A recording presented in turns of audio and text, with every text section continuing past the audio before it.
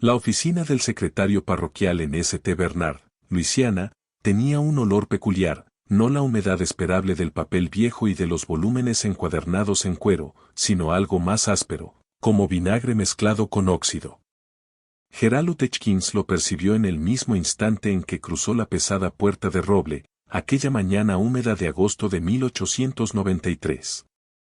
Lo habían contratado para catalogar los registros de nacimientos y defunciones de la parroquia, que se remontaban a 1820, un proyecto que los comisionados del condado habían pospuesto durante décadas. Gerald era un hombre metódico. A sus 34 años ya había organizado 3 archivos parroquiales en todo el estado, ganándose una reputación de minuciosidad que rozaba lo obsesivo. Llevaba el mismo chaleco gris todos los días de trabajo, transportaba el almuerzo en una fiambrera de hojalata y nunca dejaba un documento sin archivar. Su esposa, Caroline, solía bromear diciendo que trataba los registros históricos con más ternura de la que mostraba con la mayoría de la gente. El empleado que le entregó las llaves era un anciano llamado Albert, cuyas manos temblaban ligeramente mientras señalaba hacia la sala del fondo. Casi todo lo que necesita está ahí dentro, dijo Albert, con una vacilación extraña en la voz. Los materiales más antiguos. Bueno, hay algunas cajas que no se han abierto en toda mi vida. Llevo 40 años trabajando aquí. Para eso estoy aquí, respondió Gerald, dejando su cartera de cuero sobre la mesa. Albert se quedó un instante en el umbral. Hay una sección en la esquina sureste. Los secretarios anteriores la mantenían aparte. Documentos especiales, decían. Se detuvo, como si midiera sus palabras. A mí me dijeron que no los tocara, solo le transmito lo que me dijeron. Gerald asintió con cortesía, mientras organizaba mentalmente su plan. Ya había escuchado advertencias parecidas, por lo general sobre papeles relacionados con disputas familiares o testamentos impugnados, nada que no pudiera manejar con discreción. La sala del fondo era más larga de lo que parecía desde la entrada. Altas estanterías de madera cubrían ambas paredes, vencidas por el peso de libros de registro, correspondencia atada en fajos y cajas cubiertas de polvo. La luz entraba por 2 ventanas estrechas, formando columnas de partículas iluminadas que danzaban en el aire estancado.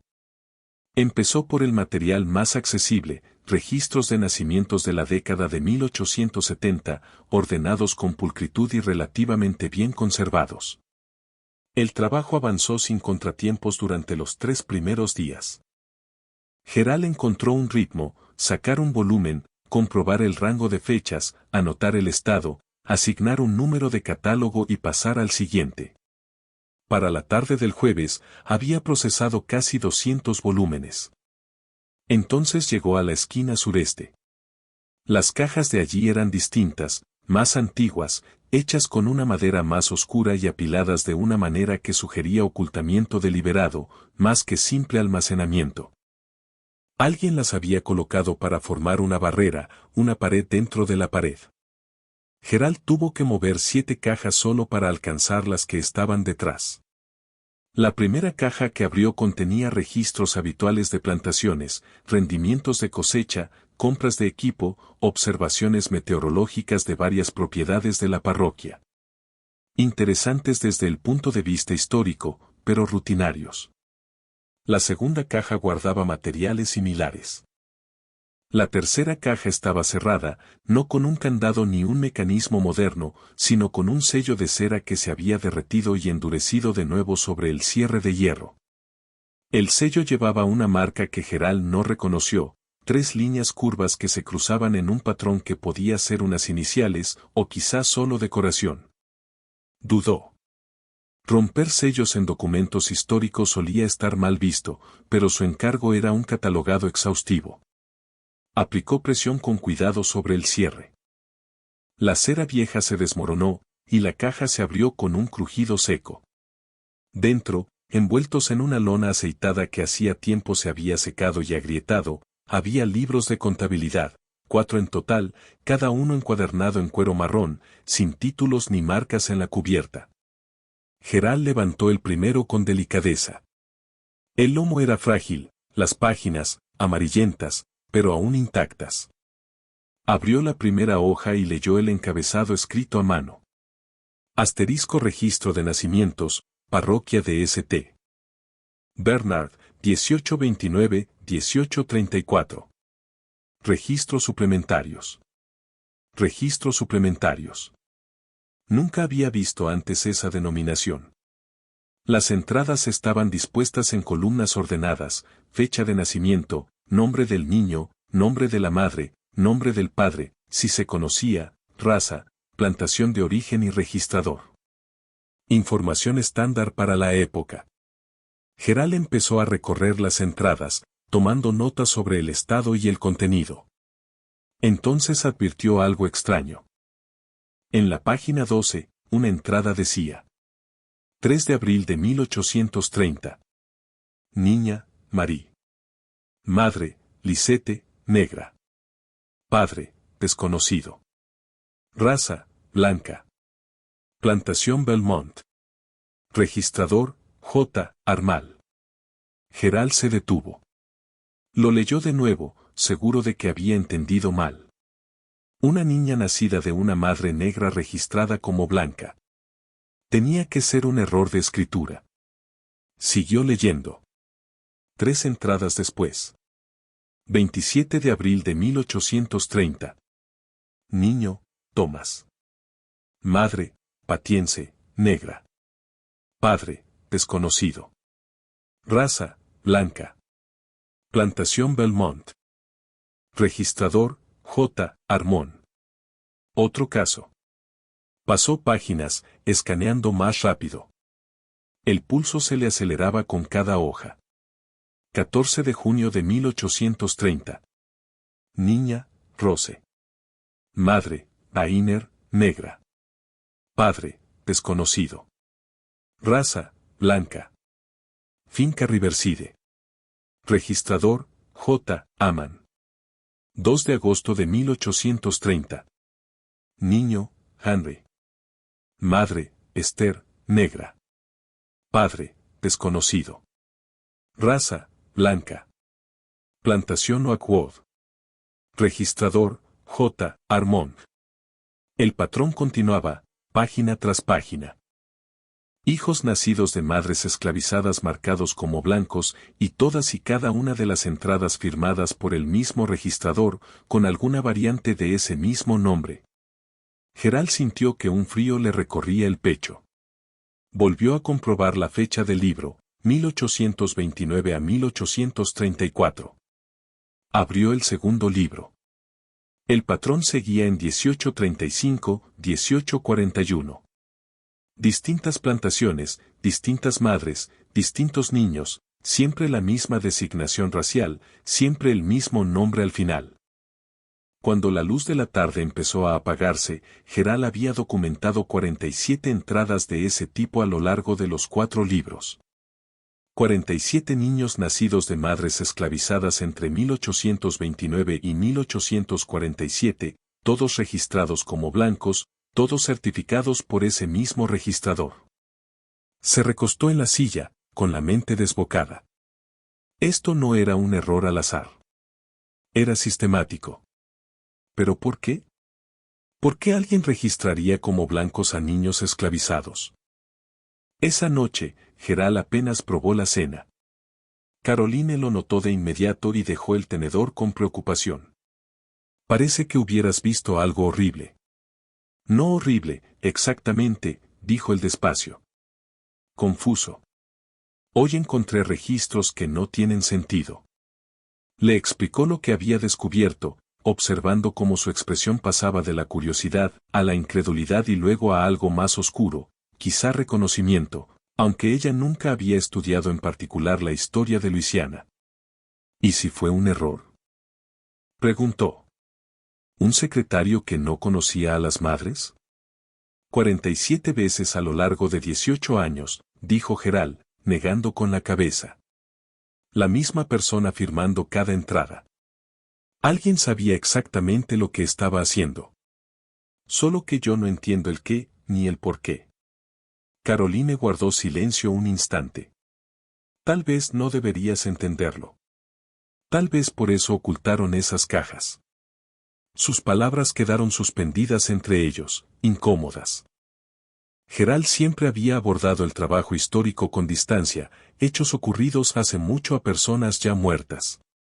Pero esto era distinto. Esto era deliberado. Y lo deliberado implicaba un propósito. Necesito averiguar quién era J. Arand, dijo al fin.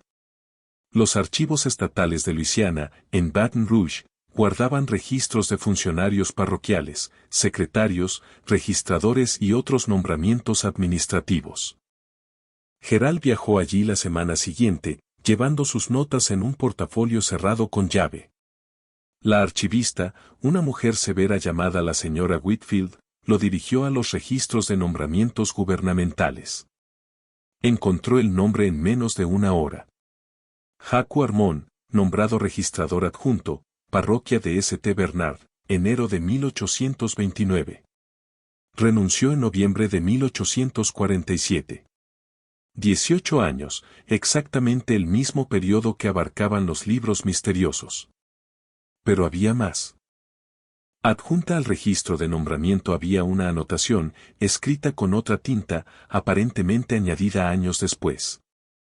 Asterisco cargo disuelto tras investigación. Indagación del forense, 1847, expediente 392. A Jarrod le temblaron un poco las manos cuando pidió el expediente 392. La señora Whitfield regresó con una carpeta delgada, cuyas páginas estaban quebradizas y oscurecidas en los bordes. Esto no se ha consultado en décadas, comentó. ¿Está investigando algo en particular? Solo intento entender las prácticas de registro parroquial, dijo Gerald, lo cual era técnicamente cierto. La indagación del forense estaba fechada el 18 de noviembre de 1847. El sujeto, Jack Armal, hallado muerto en su casa a los 52 años. Causa de muerte, indeterminada, posiblemente insuficiencia cardíaca. Pero fue la sección de testimonios la que le cortó la respiración a Gerald. Una vecina, la señora Violet Chanel, declaró que había ido a ver a Armand después de no verlo durante 3 días. Lo encontró en su estudio, desplomado sobre el escritorio. Sobre la mesa había papeles. Ella no sabía leer bien, dijo, pero recordaba haber visto listas de nombres, nombres de niños. El ayudante que investigaba, un hombre llamado Robert Terro, anotó. El estudio del fallecido contenía extensos registros personales relacionados con inscripciones parroquiales. Los materiales parecían documentar nacimientos desde 1829 hasta el presente, con anotaciones sobre clasificaciones raciales y posteriores traslados. Los documentos fueron incautados para revisión por la autoridad parroquial. Traslados. Gerald subrayó la palabra en sus notas. La última página de la indagación incluía un breve añadido fechado 3 meses después. Asterisco investigación cerrada. Materiales revisados por la comisión parroquial. Registros devueltos al archivo. Sin hallazgos criminales. Sin hallazgos criminales. ¿Pero qué habían encontrado? Gerald regresó a St. Bernard con más preguntas que respuestas. Se acercó a Albert en la oficina del secretario con una franqueza que normalmente evitaba. ¿El nombre Jaquan le dice algo? El rostro de Albert palideció visiblemente.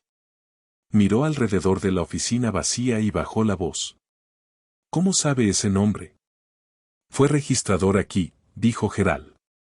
Trabajó 18 años. Fue más que un registrador, respondió Albert, en voz baja. Mi padre trabajaba en esta oficina cuando yo era niño. Mencionó a Armar una vez, solo una vez. Dijo que algunos hombres hacen el trabajo del diablo con manos limpias y papeles legales.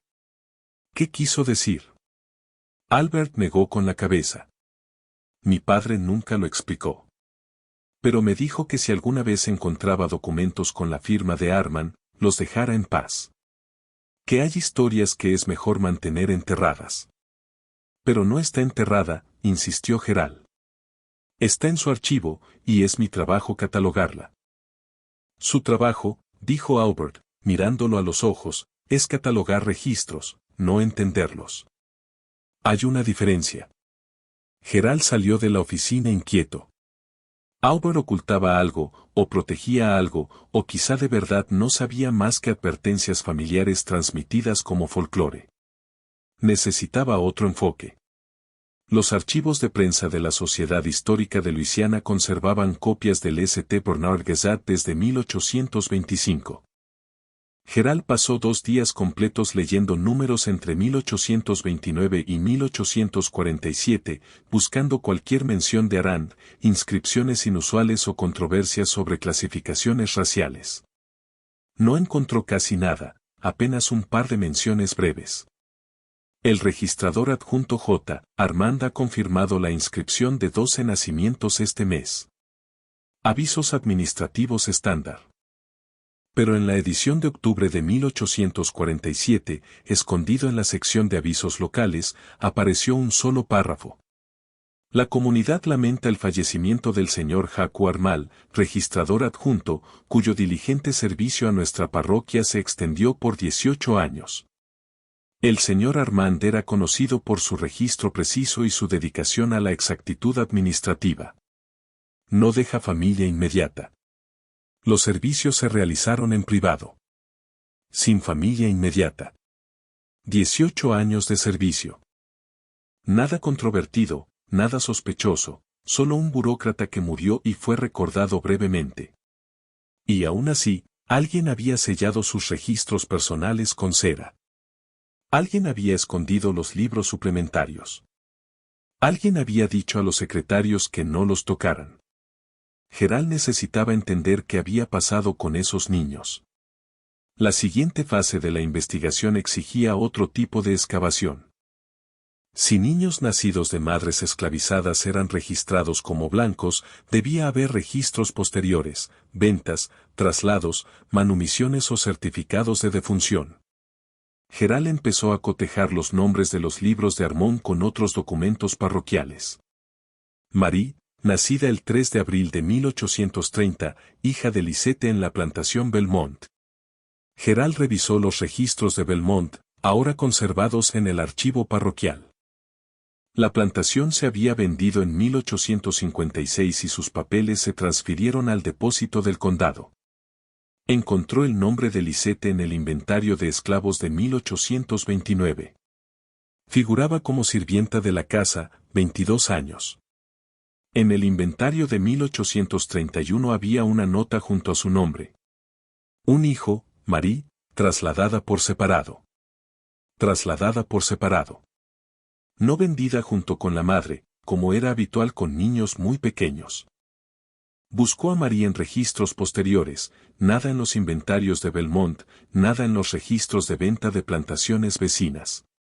Pero en un documento fiscal de 1832 halló una entrada de la plantación Belmont que mencionaba a Marie Belmont, aprendiz doméstica, en la sección de personas libres de color empleadas.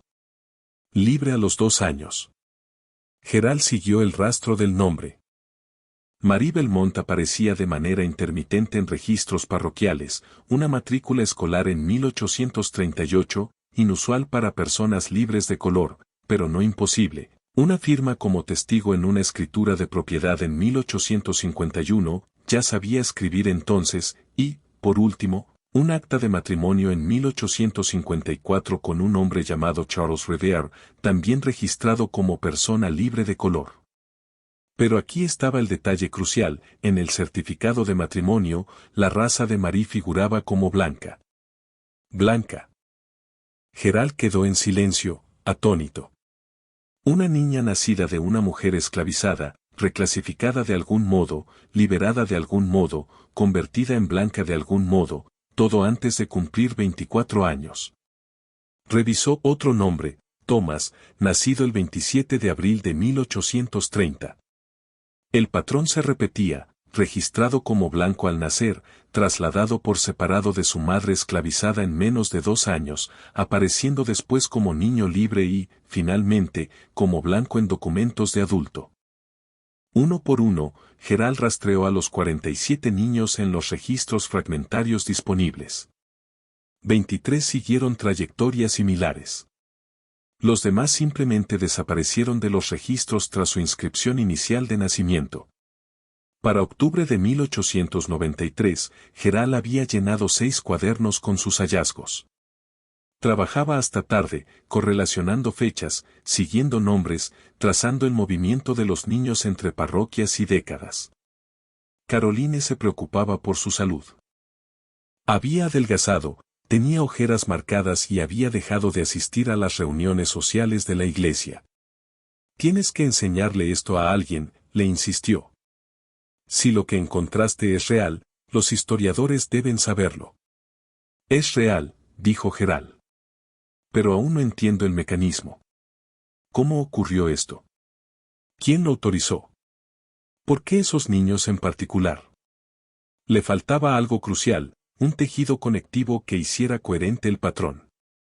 La respuesta llegó de forma inesperada, no de los documentos, sino de una persona. A comienzos de noviembre, una anciana llamada Josephine Durant llegó a la oficina parroquial para pedir una copia de su partida de nacimiento. Tenía 83 años, le dijo a Geral, nacida en la parroquia de St. Bernard en 1810. Necesitaba el documento para un asunto de herencia de propiedades en Nueva Orleans. Geral encontró su registro sin dificultad. Había nacido libre, de padres libres de color, un caso relativamente sencillo. Mientras preparaba la copia certificada y conversaba con cortesía, mencionó que estaba investigando prácticas históricas de registro. ¿Llegó usted a conocer a un hombre llamado Jacques Armand?, preguntó de manera casual. Fue registrador aquí hace décadas. La mano de Josephine, que iba a tomar el documento, se quedó inmóvil en el aire. Sus ojos, nublados por la edad pero aún agudos, se clavaron en el rostro de Geral. ¿Por qué me pregunta por él? La intensidad de su voz hizo que Geral midiera sus palabras. Encontré algunas entradas inusuales en libros antiguos. Su nombre aparece con frecuencia. Estoy intentando entender el contexto. Josephine se sentó lentamente en la silla frente al escritorio. Durante un largo momento no dijo nada, sus dedos retorcían la tela del chal. Yo conocí a Armo, dijo al fin. Toda la comunidad de color lo conocía, aunque no pronunciábamos su nombre a menudo. Todavía no lo hacemos. ¿Qué hacía? Llevaba 2 juegos de libros, respondió, despacio, como si sacara los recuerdos de un depósito profundo, los libros oficiales y otros libros. Mi tía era partera. Atendía partos en la mitad de las plantaciones de esta parroquia. Me contó cosas al final de su vida, cosas que había visto. Geral se inclinó hacia adelante. ¿Qué tipo de cosas? Cuando nacían ciertos bebés, bebés con la piel lo bastante clara para pasar, nacidos de mujeres esclavizadas, llamaban a Armand. No de inmediato. A veces semanas después. Él llegaba con sus libros y examinaba al niño. Si el bebé era lo bastante claro, si los rasgos eran aceptables, lo registraba como blanco. Entonces el niño desaparecía de la plantación, continuó Josephine. En menos de un año, a veces en solo meses. A las madres les decían que sus bebés habían muerto. Algunas lo creían. Hizo una pausa. Otras sabían la verdad, pero no podían hacer nada. ¿A dónde iban los niños? No lo sé con certeza. La tía Matilda tenía teorías. Creía que los llevaban al norte o a Nueva Orleans, se los daban a familias que no podían tener hijos, o que querían sirvientes a los que pudieran hacer pasar por parientes huérfanos. Los niños de piel clara podían criarse como blancos, ¿entiende? Sobre todo si los papeles decían que eran blancos desde el nacimiento. La habitación pareció enfriarse. La mente metódica de Geral estaba ensamblando piezas en una imagen que no quería ver con nitidez. ¿Cuántos niños?, preguntó. No podría decirlo. La tía Matilda atendió cientos de partos durante 40 años. Creía que quizá 50 o 60 llamaron la atención de Armand. Pero ella solo trabajaba en ciertas plantaciones. Si él hacía esto en toda la parroquia, Josephine dejó la frase en el aire. ¿Alguien intentó detenerlo? Josephine soltó una risa amarga. ¿Detener a un funcionario blanco que hacía registros legales? ¿Con qué poder? Las madres eran propiedad. Los bebés eran propiedad. Si alguien con autoridad decidía reclasificar esa propiedad como humana, como blanca, como libre, ¿quién exactamente iba a oponerse? ¿Los dueños de las plantaciones? La pregunta quedó suspendida, retórica, pero devastadora.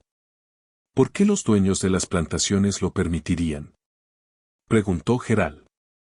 Estaban perdiendo, le costó encontrar la palabra, activos. ¿De verdad los perdían? Josephine inclinó la cabeza. Piénselo. Un bebé demasiado claro crea problemas. Otros esclavizados hacen preguntas. Los capataces hacen preguntas.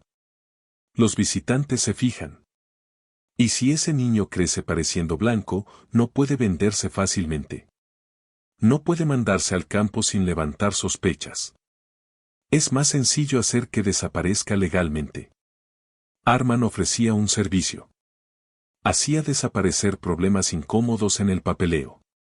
Geral sintió náuseas. La lógica clínica era impecable. Lo sistemático, la eficiencia burocrática, resultaba más perturbador que cualquier crueldad espontánea. Su tía, dijo con cuidado, ¿alguna vez supo qué ocurrió con los niños después? Escuchó historias, respondió Josephine.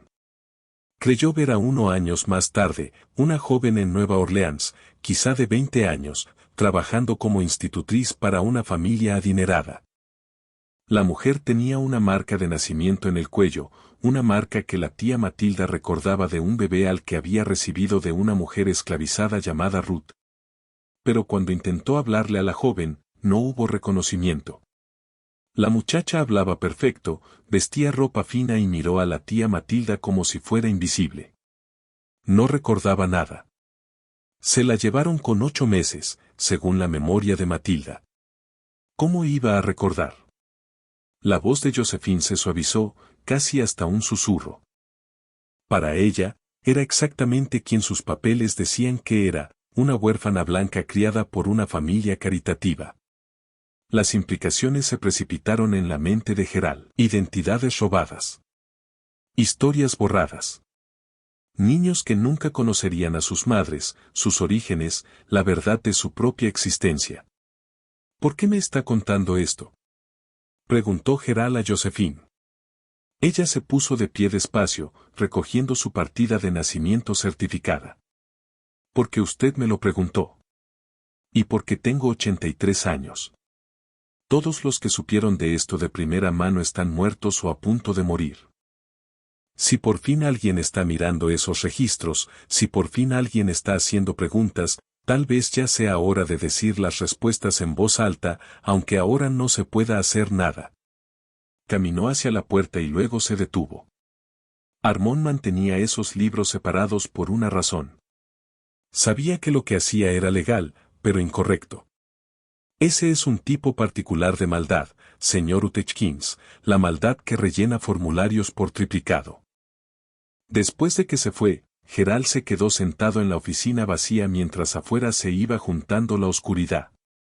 Pensó en esos niños, pequeños arrancados de sus madres, a los que les daban nuevos nombres, a veces nuevas familias, nuevas identidades construidas con mentiras y certificadas con sellos oficiales.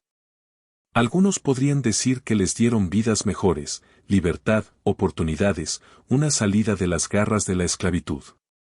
Pero los habían robado. Sus madres habían llorado su pérdida, y ellos habían sido convertidos en mentiras que cargarían sin saberlo el resto de sus vidas. La investigación de Geral adquirió un sentido de urgencia nuevo. Empezó a indagar en la historia personal de Jack Armón, buscando contexto, motivación, el punto de origen de aquella reclasificación sistemática. Armón había llegado a Luisiana desde Francia en 1825, con 30 años. Había trabajado por poco tiempo como empleado para una compañía naviera en Nueva Orleans antes de recibir su nombramiento como registrador adjunto en la parroquia de St. Bernard en 1829. Sin esposa. Sin hijos propios. Sin propiedades importantes. Según todos los indicios, un burócrata menor, de vida tranquila e insignificante. Pero Gerald encontró algo más. En los archivos de correspondencia entre funcionarios parroquiales había una carta fechada en marzo de 1829, escrita por un tal Philip Grosvenor, un terrateniente adinerado que formaba parte de la comisión parroquial. La carta recomendaba a Armand para el cargo de registrador adjunto, elogiando su discreción y su comprensión de asuntos administrativos delicados. Asuntos administrativos delicados. Gerald localizó los registros patrimoniales de Grosvenor. La familia Grosvenor había sido dueña de la plantación Belmont, donde habían nacido muchos de los niños reclasificados, hasta venderla en 1851. Philippe Grosvenor murió en 1853. Las piezas empezaban a encajar. Grosvenor había asegurado el puesto de Armand. Luego Armand había prestado un servicio, manejar asuntos delicados que beneficiaban a dueños de plantaciones como Grosvenor.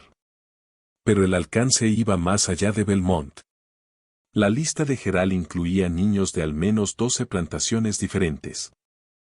Esto no era un solo propietario resolviendo un problema personal. Era un sistema organizado. La siguiente pista la encontró en registros bancarios. A través de documentos de impuestos sobre propiedades, Gerald descubrió que Jacques Armand mantenía una cuenta en el First Louisiana Bank de Nueva Orleans. Los registros del patrimonio tras la muerte de Armand mostraban que la cuenta contenía $200 en ese momento, una suma enorme para un empleado parroquial cuyo salario anual rondaba los $300. ¿De dónde había salido ese dinero? Gerald no podía acceder a los detalles bancarios. Eran privados. Pero la cantidad sugería pagos regulares durante muchos años. ¿Pagos de quién? ¿Por qué servicio? Las implicaciones eran claras. Armand no había hecho esto por convicción ideológica ni por una misericordia mal entendida. Le pagaban para reclasificar niños, para sacarlos de la esclavitud mediante documentación legal, para hacer desaparecer situaciones incómodas.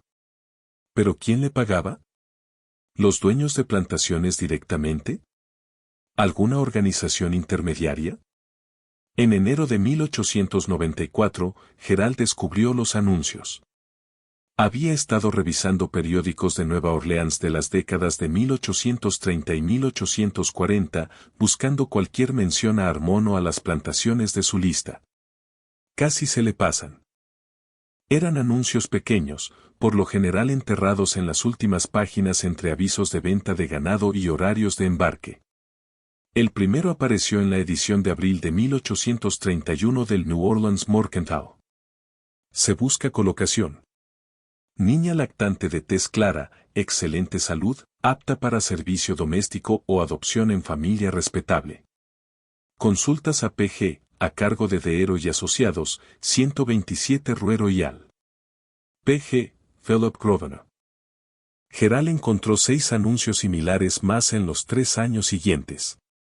Cambiaba la redacción, pero la estructura se mantenía: lactante de tez clara, excelente salud, se busca colocación, consultas dirigidas a iniciales, a cargo de Deero y Asociados. Ese nombre ya lo había visto. Deero. Robert Deero, el ayudante que había investigado la muerte de Armand. Las conexiones iban formando una telaraña. Grosvenor recomienda a Armand. Armand registra a los niños como blancos. Los niños son trasladados.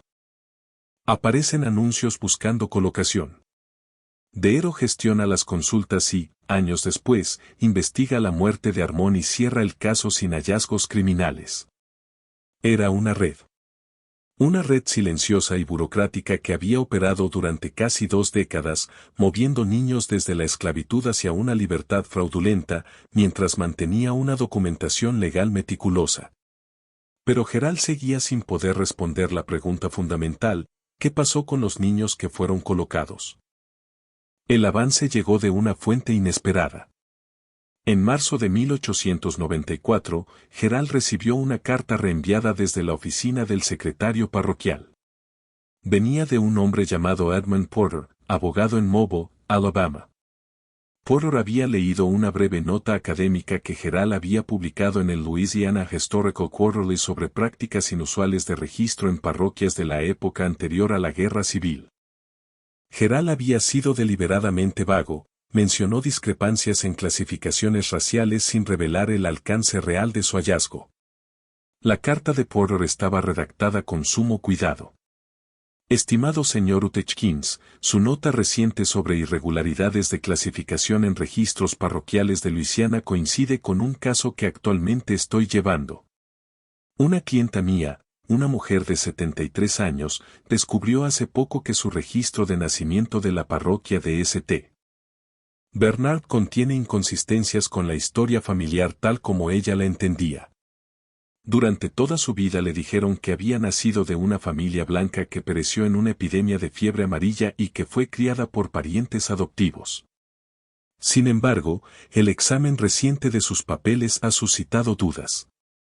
Si usted dispone de información sobre inscripciones de nacimiento irregulares en la parroquia de St. Bernard alrededor de 1830-1840, agradecería correspondencia. Esto es un asunto de gran importancia personal para mi clienta. Gerald respondió de inmediato, pidiendo más detalles. La siguiente carta de Porter llegó en 2 semanas. Mi clienta, a quien llamaré la señora L por privacidad, posee un certificado de nacimiento registrado en la parroquia de St. Bernard en 1832, donde figura como blanca y se indica que su madre murió en el parto. Sin embargo, recientemente obtuvo, a través de papeles familiares, un documento contradictorio, una escritura de compraventa de 1833 por una niña, de piel clara, llamada Lily, nacida de una mujer negra llamada Grace. La descripción de la niña coincide con detalles que mi clienta conoce de su primera infancia. El documento está firmado por un notario llamado J. Armand. La señora L está devastada y busca comprender sus verdaderos orígenes. J. Armand había legalizado la venta. Por supuesto. No solo registraba a esos niños. Facilitaba toda la cadena de traslados.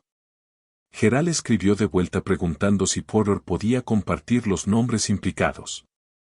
Otro intercambio de cartas aportó los detalles. La niña Lily había nacido en Riverside Estate en 1832. Su madre, Grace, había muerto en 1835.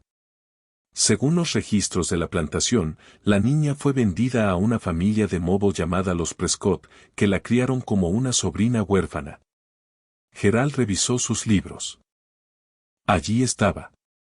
19 de mayo de 1832. Niña, Lily. Madre, Grace, negra. Padre, desconocido. Raza, blanca. Riverside Estate. Registrador, J. Arand. La señora L era una de las 47. Durante los meses siguientes, Gerald y Porter intercambiaron una correspondencia extensa. Porter representaba a la señora L en un intento de reclamar una herencia por la línea de su madre biológica, un esfuerzo legalmente inútil, admitía Porter, porque las personas esclavizadas no podían dejar propiedades. Pero para su cliente importaba el principio. Quería el reconocimiento de su verdadero origen. A través de Porter, Gerald supo que había ocurrido con al menos uno de los niños reclasificados, vendido a una familia desesperada por tener un hijo, o que quería un sirviente a quien criar sin las complicaciones sociales de la esclavitud, o tal vez convencida de verdad de que estaba rescatando a una huérfana. A los compradores les entregaban documentación impecable, certificados de nacimiento blancos firmados por un registrador oficial. Los niños eran lo bastante pequeños como para no tener recuerdos. Las madres no tenían poder para oponerse ni para buscar. Era tráfico, comprendió Gerald, Tráfico de niños legal, documentado, procesado burocráticamente, disfrazado de registro legítimo de nacimiento y colocación de huérfanos. Y Armand había sido el arquitecto. El trabajo de Gerald se volvió más público en 1895, cuando presentó hallazgos preliminares en la reunión anual de la Louisiana Historical Association. Fue cuidadoso con el lenguaje, enmarcándolo como un estudio de irregularidades administrativas en sistemas de registro de la época anterior a la Guerra Civil, pero las implicaciones resultaban claras para cualquiera que estuviera atento. La respuesta fue desigual. Algunos historiadores quedaron fascinados, viendo potencial de investigación. Otros reaccionaron con hostilidad, insinuando que Gerald fabricaba una polémica o que interpretaba mal errores rutinarios. Un académico prominente de Tulane desestimó el asunto por completo, calificándolo de ruido estadístico en un sistema con poca supervisión. Pero Gerald también recibió cartas, 7 a lo largo del año siguiente, de personas de Luisiana, Mississippi, Alabama y Georgia. Cada una contaba una historia parecida, documentos familiares que contradecían registros oficiales, parientes ancianos con recuerdos vagos de niños que se fueron a vivir con otras familias, certificados de nacimiento firmados por J. Arand que no coincidían con las historias orales familiares. Una carta llegó de una mujer en Natchez que había encontrado el diario de su abuela. La abuela había sido una mujer libre de color en la década de 1830, empleada como costurera. Escribió sobre su hermana, una mujer esclavizada en una plantación de Luisiana que había dado a luz a una hija de piel clara. La entrada de 1834 decía: el bebé de Louise ha desaparecido. Le dijeron que fue la fiebre, pero no hubo fiebre. Vi a la niña hace 2 semanas, sana y fuerte. Ahora Louisa no habla. Solo mira la pared. Otra carta llegó de un hombre cuyo abuelo había sido herrero en la parroquia de St. Bernard. El abuelo llevaba un cuaderno donde anotaba sus transacciones. Una entrada de 1839 decía: hice pequeñas bisagras para una cesta de viaje, encargo especial. El cliente fue aquel registrador francés. Dijo que era para transportar documentos, pero la cesta estaba forrada con mantas. Encargo extraño. Cestas de viaje forradas con mantas. A Gerald se le revolvió el estómago. Para 1896 había documentado 73 casos, los 47 originales de los libros personales de Armand, más 26 adicionales que halló cruzando registros de plantaciones con inscripciones oficiales de Armand. No todos seguían el mismo patrón. Algunos niños aparecían registrados con el campo de raza en blanco, o con anotaciones confusas como bajo revisión o clasificación pendiente. Pero el grupo central, los 47 de los libros suplementarios, era inequívoco. Y en todos los casos aparecía la firma de Jack Armand. Gerald intentó publicar un artículo completo con sus hallazgos. 3 revistas académicas lo rechazaron. Las respuestas editoriales variaban, pero el mensaje de fondo era el mismo: demasiado controvertido, demasiado especulativo, evidencia directa insuficiente de intención criminal. Usted tiene correlación, escribió un editor. Pero no puede demostrar de manera definitiva una conspiración. Armand murió hace mucho. Los niños, si aún vivieran, tendrían ahora 60 o 70 años, viviendo como ciudadanos blancos sin conocimiento de su investigación. ¿Qué propósito tiene exponer esto, salvo crear una perturbación social? La pregunta perseguía a Gerald. ¿Qué intentaba lograr? ¿Justicia para las madres? ¿Reconocimiento de lo que se había hecho? ¿Una nota histórica que los académicos leerían y luego olvidarían? ¿O simplemente era incapaz de dejar el misterio sin resolver? En mayo de 1896, Gerald viajó a Nueva Orleans para examinar registros de propiedades en los archivos notariales. Buscaba cualquier propiedad de Jack Armand más allá de su residencia en la parroquia de St. Bernard. Encontró un pequeño almacén cerca de los muelles, comprado en 1832 y vendido en 1846. Los registros incluían una descripción breve, depósito para documentos y materiales administrativos. Gerald localizó al propietario actual. Desde que Armand lo había vendido, la propiedad había cambiado de manos 4 veces. El dueño en ese momento, un comerciante llamado Theodore Bruno, aceptó que Gerald inspeccionara el lugar a cambio de una pequeña suma. El almacén era estrecho y común, encajado entre 2 edificios comerciales más grandes. Bruno explicó que se usaba principalmente para guardar textiles importados. El dueño anterior lo utilizaba para cosas parecidas, dijo. Antes de eso, no sabría decirle. ¿Le importaría si examino la estructura? Preguntó Gerald. A veces en edificios antiguos quedan materiales históricos. Bruno se encogió de hombros. Mire donde quiera. Solo no dañe nada. Gerald pasó 3 horas inspeccionando el almacén. La planta baja no reveló nada inusual, cajas de madera vacías, restos de envoltorios textiles, polvo. Pero había un pequeño piso superior, al que se accedía por una escalera estrecha. La habitación de arriba tendría unos 12 por 15 pies. 2 ventanas pequeñas, ahora pintadas, daban a un callejón. El suelo de madera mostraba señales de antiguos daños por agua en una esquina. Por lo demás, el espacio estaba vacío. Gerald recorrió el perímetro con calma, probando tablas, revisando paredes.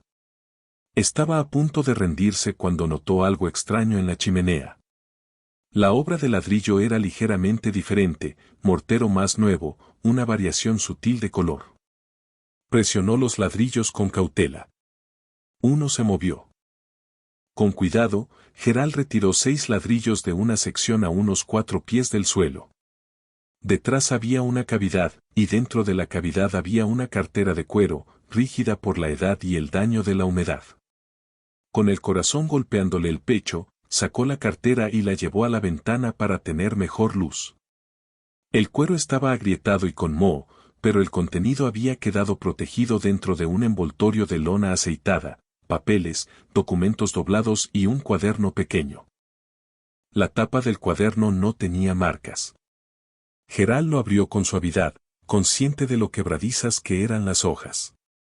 En la primera página, con una letra prolija, se leía: Registro privado de colocaciones, JR, 1829-1847, a destruirse tras mi muerte. Pero no se había destruido. Se había escondido. El cuaderno contenía nombres, fechas y destinos. Cada entrada seguía un formato: nombre del niño, fecha de nacimiento, madre, plantación de nacimiento, colocado con, lugar, fecha de traslado, tarifa recibida. A Jarrod le temblaban las manos mientras leía. Marie, 3 de abril de 1830. Lisette, Belmont. Señor y señora Laurent Duchamp, Nueva Orleans, junio de 1830. $200. Thomas, 27 de abril de 1830. Patience, Belmont. Señor Henry Valois, servicio doméstico, Baton Rouge, julio de 1830. $150. Rose, 14 de junio de 1830. Diner, Riverside. Señor y señora. Charles Beaufort, Mobile, agosto de 1830. $225. La lista continuaba, 79 entradas en total, más de las que Gerald había documentado, cada una con un precio, cada una con un destino, cada una representando a un niño separado de su madre y dotado de una identidad fabricada. Las tarifas variaban entre $150 y $400, aparentemente según la edad y la tez del niño. Los más pequeños y de piel más clara alcanzaban precios más altos. Pero había más. Sujetos a la parte trasera del cuaderno había 7 cartas, descoloridas pero legibles. Eran consultas de familias interesadas en obtener un niño adecuado para crianza doméstica o en adoptar a un bebé huérfano que necesitara un hogar cristiano. Una carta, fechada en febrero de 1835 y enviada por una pareja de Charleston, era particularmente escalofriante por su tono clínico. Estimado señor Armand, recibimos su nombre a través del señor Grosvenor como alguien que podría ayudarnos con un asunto familiar delicado. Después de 10 años de matrimonio, no hemos podido concebir. Buscamos adquirir una niña, preferiblemente menor de 6 meses, de tez clara, adecuada para ser criada como nuestra hija natural. Entendemos que la documentación puede arreglarse para reflejar un nacimiento legítimo. Estamos preparados para compensar debidamente sus servicios y su discreción. Por favor, indíquenos disponibilidad. Armand había respondido, al parecer, porque una anotación en su cuaderno decía: Eleanor, noviembre de 1835. Josephine, Oakwood. Señor y señora R. Winslow, Charleston. $375. Esto no era un delito oportunista. Era un negocio. Armand había creado un mercado de niños que podían pasar por blancos, conectando a familias desesperadas, o sin escrúpulos, con bebés esclavizados, facilitando los traslados con documentación legal y lucrándose con las transacciones. Los libros suplementarios no eran errores ni anomalías. Eran recibos. Gerald se enfrentó a un dilema ético. Publicar esa información sería explosivo. Expondría una empresa criminal, sí, pero también podría devastar a personas vivas, hombres y mujeres ancianos que habían pasado toda su vida creyendo que eran blancos, que habían construido familias y reputaciones sobre identidades fabricadas antes de que pudieran siquiera hablar. La señora L. en Mobile había elegido investigar sus orígenes. ¿Pero cuántos otros querrían tener esa elección? ¿Cuántos preferirían no saber nunca? Caroline lo escuchó mientras él se debatía con la decisión, caminando de un lado a otro en su pequeña sala hasta altas horas de la noche. Te estás preguntando si la verdad merece el daño que puede causar, dijo al fin. No puedo responder por ti. Pero déjame preguntarte esto, si esas madres pudieran hablar ahora, ¿qué querrían? Gerald se detuvo. Pensó en Lisette, que había perdido a Marie, en Grace, que había perdido a Lily, en las mujeres sin nombre cuyos hijos habían sido llevados en la noche, a quienes les dijeron que sus bebés murieron, y que cargaron ese duelo el resto de sus vidas. Querrían que sus hijos lo supieran, dijo en voz baja. Querrían que se dijera la verdad. Entonces ya tienes tu respuesta. El informe exhaustivo de Gerald, reclasificación racial sistemática en la Luisiana Antebellum, los libros de Armond, 1829-1847 se publicó en junio de 1897 en la American Historical Review, una de las pocas revistas dispuestas a tratar el material controvertido. La reacción fue inmediata y feroz. Varias familias de Luisiana amenazaron con acciones legales, afirmando que Gerald estaba difamando sus genealogías con acusaciones sin fundamento. La comisión de la parroquia de St. Bernard emitió una declaración formal cuestionando la autenticidad de los documentos citados por Gerald. 3 historiadores prominentes publicaron refutaciones, alegando que Gerald había malinterpretado variaciones administrativas rutinarias. Pero otros se tomaron su investigación en serio. Las sociedades genealógicas comenzaron a investigar. Los periodistas escribieron artículos. Y, poco a poco, muy poco a poco, fue apareciendo más evidencia. Una mujer en Virginia descubrió que el certificado de nacimiento de su abuelo había sido alterado. La tinta original mostraba negro raspado y reemplazado por blanco, firmado por J. Armond. Una familia en Kentucky encontró cartas en su ático que sugerían que su tatarabuela había sido obtenida a través de una organización benéfica en Nueva Orleans en 1836. Un historiador en Carolina del Sur halló patrones similares de reclasificación en otras parroquias, aunque ninguno tan sistemático como la operación de Armond. El debate académico se prolongó durante años. Algunos estudiosos sostenían que Gerald había expuesto un aspecto significativo y hasta entonces no documentado de las dinámicas raciales de la época anterior a la Guerra Civil. Otros insistían en que había inflado errores coincidentes hasta convertirlos en una fantasía conspirativa. Lo que nadie podía refutar era la existencia de los libros mismos, el patrón de los registros y la correlación con anuncios y traslados. Gerald continuó su investigación hasta su muerte en 1908. Para entonces, había identificado a 112 niños que habían pasado por el sistema de Armón. Había seguido el rastro de 34 hasta la adultez mediante distintos registros. La mayoría vivió como ciudadanos blancos, completamente ajenos a sus orígenes. Varios se casaron con familias prominentes. Al menos 2 llegaron a poseer esclavos. Ese último hecho atormentaba a Gerald, niños arrebatados de la esclavitud, criados como blancos y, finalmente, convertidos en dueños de esclavos. La ironía cruel resultaba casi incomprensible. En su último cuaderno, escrito durante la enfermedad que terminaría por llevárselo, Gerald reflexionó sobre lo que había descubierto. Me propuse catalogar registros y, en cambio, catalogué vidas. Vidas robadas. Vidas fabricadas. Vidas construidas sobre cimientos de mentiras.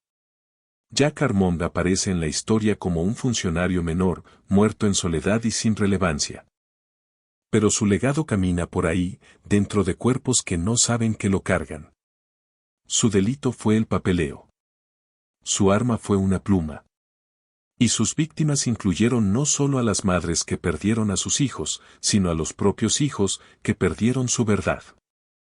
A menudo me preguntan si mi investigación logró algo. No puedo afirmarlo. Las madres están todas muertas. Los hijos, ya ancianos, si es que aún viven, probablemente nunca lo sabrán. El sistema que permitió a Armand ya fue abolido hace mucho. Pero la documentación permanece y, he aprendido, la documentación es una forma de testimonio en sí misma. Habla cuando las voces han sido silenciadas. Conserva lo que el poder quiere olvidar. Que alguien la escuche o no, ya escapa a mi control. Los libros que Gerald descubrió siguen hoy en los archivos estatales de Luisiana, catalogados como *St. Bernard Parish Administrative Records, Supplementary Materials, 1829, 1847. Los investigadores pueden consultarlos si lo solicitan, aunque pocos lo hacen. El cuaderno hallado en el almacén, el descubrimiento más importante de Gerald, fue donado al archivo por su herencia en 1909, junto con todas sus notas de investigación y su correspondencia. De vez en cuando, alguien pide esos materiales, por lo general genealogistas que rastrean árboles familiares, a veces historiadores que estudian la Luisiana anterior a la Guerra Civil, rara vez periodistas que investigan injusticias históricas. Todos encuentran lo mismo que encontró Gerald: 79 niños documentados en el cuaderno privado de Armond, 47 en los libros suplementarios, e incontables más sugeridos por los vacíos en los registros de plantaciones y el patrón de traslados. Y en cada entrada, aparece un nombre como autoridad certificadora, el notario, el registrador que lo volvió todo legal, *J. Arand. En 1983, un estudiante de posgrado de la Universidad Estatal de Luisiana llamada Rebecca Chen investigaba sistemas de clasificación racial para su tesis. Accedió a los materiales de Armand y empezó a cruzarlos con bases de datos genealógicas que se habían vuelto disponibles gracias a la informatización. Encontró algo que Gerald Hodgkins nunca había tenido la tecnología para descubrir. Usando actas de nacimiento, certificados de defunción, licencias de matrimonio y datos censales, Rebecca rastreó a los descendientes de 12 niños de los libros de Armond, no a los niños mismos, todos hacía tiempo fallecidos, sino a sus hijos, nietos y bisnietos. Calculó que esos 12 niños, por sí solos, tenían aproximadamente 2.400 descendientes vivos en 1983. 2.400 personas repartidas por Estados Unidos, la mayoría identificándose como blancas, sin saber que su tatarabuelo o tatarabuela había nacido de una mujer esclavizada y había sido procesado por el sistema de reclasificación de Jack Armond. Rebecca se sentó en la sala de lectura del archivo, mirando sus impresiones de computadora y enfrentándose a la misma pregunta ética que Gerald había enfrentado 90 años antes. ¿Debía publicar aquello? Decidió que no. Su tesis analizó los mecanismos administrativos de la clasificación racial sin identificar familias modernas concretas. El caso Armón se convirtió en una nota al pie, un ejemplo documentado de reclasificación sistemática mencionado brevemente y luego dejado en el registro histórico para que otros lo encontraran o lo ignoraran, según quisieran. La verdad sobre la operación de Jack Armón sigue sin comprenderse por completo. ¿Por qué empezó? ¿Creía que ayudaba a los niños o era algo puramente mercenario? ¿Lo obligaron a asumir el rol o él mismo diseñó el sistema? No sobreviven cartas personales que revelen sus pensamientos. No existe un diario que explique sus motivaciones. Solo quedan los libros, entradas frías, precisas, metódicas que registran niños transformados de esclavizados a libres, de negros a blancos, de una identidad a otra, todo con un trazo de pluma. Las voces de las madres están aún más ausentes. Ninguna declaró. Ninguna dejó un relato escrito. Ninguna fue consultada por ninguna autoridad sobre lo que pensaba, sentía o quería. Sus hijos fueron tomados, registrados y borrados de sus vidas. Y el sistema que lo permitió nunca exigió el consentimiento de las madres, ni siquiera su reconocimiento. La historia hoy las recuerda solo como nombres en una columna: Lisette, Grace, Dina, Esther, Patience, Josephine. Mujeres que dieron a luz y luego perdieron a sus hijos, no por la muerte, dolor suficiente, sino por una ficción legal que las volvió inexistentes como madres. Hay una caja en los archivos estatales de Luisiana, archivada bajo el código de referencia *SBP 1829, sub, que contiene los 4 libros suplementarios que Gerald Hodgkins encontró en 1893. La caja está marcada con una nota agregada por un archivista en 1974. Asterisco contiene material genealógico sensible. Los investigadores que soliciten acceso deben firmar un acuerdo de divulgación. Dentro de la tapa frontal del primer libro, alguien, quizá Gerald, quizá un archivista, colocó una pequeña tarjeta con texto mecanografiado. Estos registros documentan niños nacidos entre 1829 y 1847 que fueron inscritos con clasificaciones raciales incompatibles con su linaje materno. Las personas aquí nombradas fueron reclasificadas mediante procesos legales gestionados por el registrador adjunto Jack Armand. Es posible que los descendientes de estas personas desconozcan las circunstancias del nacimiento de sus antepasados. Maneje esta información con la sensibilidad apropiada. Sensibilidad apropiada, como si existiera una manera apropiada de manejar la revelación de que identidades fueron robadas, vidas fueron fabricadas y el dolor de las madres fue enterrado en expedientes burocráticos rotulados como suplementarios. Los libros en sí son objetos poco llamativos: cuero marrón, tinta desvanecida, páginas amarillentas. Se ven como cualquier otro registro administrativo de la época. Nada en su apariencia física sugiere el peso de lo que contienen. Pero cuando los abres y lees las entradas, línea tras línea, página tras página, año tras año, siempre rematadas por la misma firma, la naturaleza sistemática se vuelve visceral. Esto no fue caos ni crueldad individual. Fue eficiencia organizada, documentada y remunerada. Maldad, como observó Josephine Durant, que rellenaba formularios por triplicado. En 2003, una genealogista que trabajaba en un árbol familiar para una clienta en Irlanda descubrió una inconsistencia. La tatarabuela de la clienta, Marta, tenía un certificado de nacimiento de la parroquia de St. Bernard fechado en 1841, donde figuraba como blanca y con padres desconocidos, huérfana al nacer.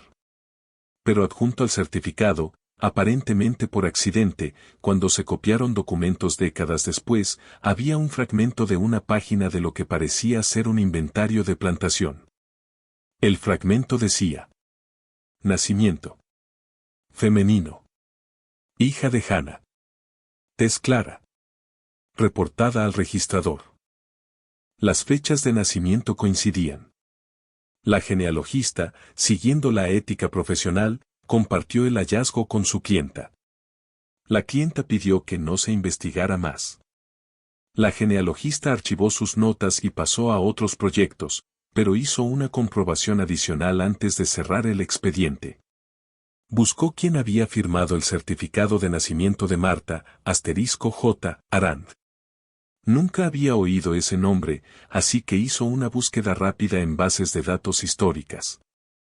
Encontró el artículo de 1897 de Gerald Hodgkins. Lo leyó de una sentada y luego volvió a revisar los documentos de su clienta. Marta era una de las 79. La genealogista envió un breve correo electrónico a los archivos estatales de Luisiana preguntando si los materiales de Armón estaban digitalizados. No lo estaban. Restricciones presupuestarias, explicó el archivista. Tal vez algún día. Algún día, los libros podrían escanearse, hacerse buscables, cruzarse con bases de datos genealógicas nacionales. Algún día, miles de personas podrían descubrir que sus antepasados fueron procesados por el sistema de Jack Armón. Pero todavía no. Por ahora, los libros permanecen en su caja dentro de una bóveda con clima controlado, esperando a investigadores que rara vez llegan. La última persona conocida que revisó por completo todos los materiales de Armón fue una documentalista en 2011.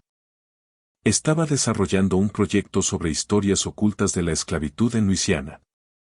Pasó 2 semanas con los libros, fotografiando páginas, tomando notas, planificando entrevistas. El documental nunca se terminó. La financiación se cayó, explicaría después, y el tema resultó demasiado complejo en términos legales. Varias familias amenazaron con demandas antes de que se filmara un solo fotograma. Su productora archivó el proyecto, pero ella conservó sus notas de investigación. En una entrevista años más tarde, reflexionó. Lo que más me perturbó no fue la maldad en sí. Sabemos que la esclavitud fue malvada. Fue el papeleo. Alguien diseñó formularios para esto. Alguien creó procedimientos. Alguien se sentó en una oficina y pensó la logística, cómo documentar el robo de un niño, cómo crear una identidad legal desde la nada, cómo hacer que un ser humano desaparezca y reaparezca como alguien completamente distinto. Y luego lo hicieron 79 veces, que sepamos. Tal vez cientos en total. Y archivaron todo correctamente. Ese es quizá el aspecto más inquietante del caso Armón. No estuvo oculto en el momento. Fue oficial, registrado, archivado en expedientes gubernamentales. El ocultamiento vino después, cuando alguien, no sabemos quién, selló los libros y los metió en un rincón. Pero ni siquiera eso fue destrucción. Quien los escondió eligió preservarlos, guardados bajo llave, pero intactos. ¿Por qué? Culpa. La sensación de que esos registros podrían importar algún día. Un simple hábito burocrático. Los documentos no se destruyen. Se archivan. Probablemente nunca lo sabremos.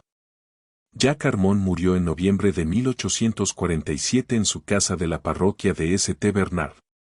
El forense que lo examinó no encontró signos de violencia ni enfermedad evidente. Lo hallaron en su escritorio, pluma en mano, con una entrada incompleta delante. La entrada preservada en el informe del forense decía: 15 de noviembre de 1847. Niño varón, sin nombre. Madre, Rachel, negra. Padre, desconocido. El campo de la raza estaba en blanco. Lo que Armón estuviera a punto de escribir, la muerte lo interrumpió. El niño nunca fue registrado. No existe ningún registro posterior de un bebé nacido de Rachel en alguna plantación de St. Bernard en noviembre de 1847. O bien el niño murió. O alguien más completó el registro sin la participación de Armón. O el nacimiento nunca fue documentado oficialmente. Fue la última entrada de Armón, su acto final dentro de un sistema que había mantenido durante 18 años. Fue enterrado en el cementerio de la parroquia de St. Bernard, en una parcela sin lápida conservada. Los registros indican la ubicación, pero el marcador desapareció hace tiempo o se erosionó hasta quedar irreconocible. Ningún descendiente reclamó la parcela. Nadie la cuidó. Jack Armand existe hoy principalmente como una firma en documentos y un nombre en textos históricos, un hombre que tramitó niños mediante papeleo, que convirtió seres humanos en transacciones, que construyó un negocio a partir de familias separadas y que murió en su escritorio, en medio de otra entrada más. Las historias de las madres son más difíciles de rastrear. Las mujeres esclavizadas rara vez aparecen en registros históricos salvo como inventarios de propiedad. Conocemos sus nombres solo porque Armand las documentó como madres de niños que reclasificó. Lisette, que dio a luz a Marie en 1830, aparece en los registros de la plantación Belmont hasta 1844. Luego su nombre se desvanece, vendida, quizá, o muerta, o simplemente registrada en otro lugar bajo una documentación distinta. Grace, que dio a luz a Lily en 1832, figura como fallecida en 1835. Sin causa de muerte. Dinina, madre de Rose, aparece en registros hasta 1852. Una anotación junto a su nombre en un inventario de 1843 dice, edad aproximada 35, trabajadora de campo, productividad reducida. No hay más detalles. Estos rastros fragmentarios son todo lo que queda, mujeres que llevaron niños, dieron a luz y luego vieron cómo sus hijos eran tomados y borrados legalmente. Si supieron que sus hijos sobrevivieron, si esperaron un reencuentro, si los lloraron como muertos o perdidos o robados, nada de eso quedó registrado. El sistema no exigía que su dolor fuera documentado, así que no lo fue. Hay una pregunta que los investigadores hacen de vez en cuando al estudiar el caso Armond: ¿qué pasó con los niños criados como blancos? ¿Vivieron vidas mejores de las que habrían vivido como personas esclavizadas? Es una pregunta imposible de responder, y muchos sostienen que es la pregunta equivocada. Supone que las únicas dos opciones eran la esclavitud o el robo, cuando la opción moral real, abolir la esclavitud, existía como alternativa, y su sociedad simplemente se negó a elegirla. Pero la pregunta persiste porque la respuesta es complicada. Algunos de los niños colocados por Armond crecieron en condiciones cómodas, educados, con oportunidades que se les habrían negado bajo la esclavitud. Marie, la primera entrada del cuaderno de Armond, creció en Nueva Orleans con la familia Duchamp. Los registros sugieren que aprendió a leer y escribir, se casó con un hombre libre de color y vivió hasta los 68 años. Otros tuvieron caminos más duros. La investigación de Gerald sugería que al menos 11 de los niños reclasificados fueron, en esencia, sirvientes vinculados, legalmente libres, pero en la práctica atados a las familias que los habían comprado mediante deuda, manipulación o simple falta de alternativas. Y todos ellos, sin importar sus circunstancias materiales, vivieron mentiras. No sabían que vivían mentiras, lo cual quizá lo hacía más llevadero. Pero la verdad seguía escondida bajo documentos legales y relatos falsos. En 1999, una sociedad de preservación histórica de la parroquia de St. Bernard erigió un pequeño memorial en el tribunal del condado. La placa dice: en memoria de las madres y los hijos esclavizados de la parroquia de Saint Bernard, cuyas familias fueron separadas por medios ilegales y legales. Que sus nombres sean recordados y sus historias reconocidas. No menciona a Jack Armand por nombre. No detalla su sistema ni el alcance de las reclasificaciones. Es deliberadamente vaga, un compromiso entre deseos opuestos, reconocer lo ocurrido sin especificar quién fue perjudicado ni cómo. Algunos historiadores locales argumentaron que incluso ese memorial vago era inapropiado, remover un pasado doloroso, decían, que no podía remediarse y solo causaba división. Otros insistieron en que no era suficiente, que nombrar a Armand y documentar los crímenes específicos era necesario para un verdadero ajuste de cuentas histórico. El memorial fue vandalizado 2 veces en su primer año. En ambas ocasiones fue reparado. Ahora permanece en silencio en el vestíbulo del tribunal, por donde pasan cientos de personas cada semana, la mayoría sin detenerse a leerlo. El último descendiente verificado que se sabe que descubrió su conexión con el sistema de Armón fue un hombre llamado David Precher, quien halló la verdad en 2007 mientras investigaba su genealogía para sus nietos. David tenía 71 años, era un maestro jubilado en Mississippi. Creció creyendo que su tatarabuela Elizabeth había sido una huérfana criada por una familia bondadosa en Luisiana. Esa fue la historia transmitida durante 4 generaciones. Pero cuando David obtuvo los registros reales de nacimiento de Elizabeth para su proyecto genealógico, encontró inconsistencias. Su certificado la listaba como blanca, con madre desconocida, y con lugar de nacimiento St. Bernard Parish, 1838. La firma del registrador, J. Arund. El nombre le despertó un recuerdo. Buscó en Internet y encontró referencias a la investigación de Gerald Hodgkins. Luego encontró los libros archivados, ya parcialmente digitalizados, y vio una entrada. Elizabeth, 12 de marzo de 1838. Miriam, Riverside. Señor y señora Stephen Landry, Baton Rouge, abril de 1838. $200. Su tatarabuela había nacido de una mujer esclavizada llamada Miriam y luego había sido vendida de bebé a la familia que la crió. David pasó meses asimilando esa información. Escribiría después en un ensayo personal, una especie de vértigo identitario. Todo lo que creía sobre la historia de su familia, su herencia, su linaje, se volvió de pronto incierto. Él era blanco. Había vivido 71 años como un hombre blanco. Pero su tatarabuela había nacido de una mujer negra esclavizada. ¿Qué significaba eso para él?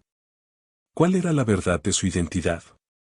No divulgó su descubrimiento de forma amplia.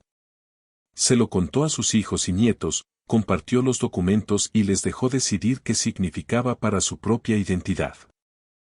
Algunos quedaron fascinados y quisieron investigar más.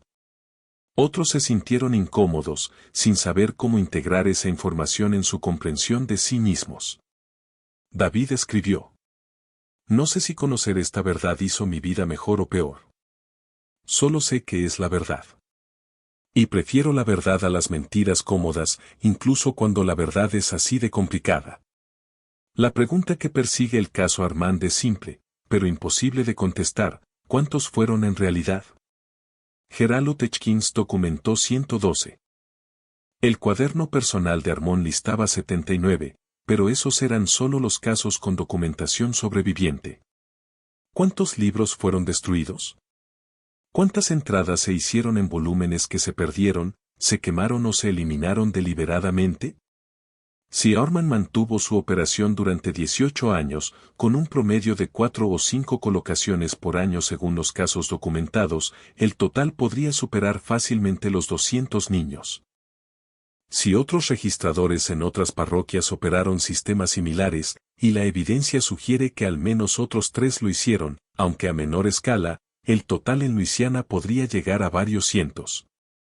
Y si esos niños tuvieron descendientes, si los árboles familiares se ramificaron y se extendieron durante 6 o 7 generaciones, la matemática se vuelve abrumadora: miles de personas, quizá decenas de miles, caminando hoy sin saber que su ascendencia incluye a una mujer cuyo hijo fue robado y transformado legalmente en otra persona.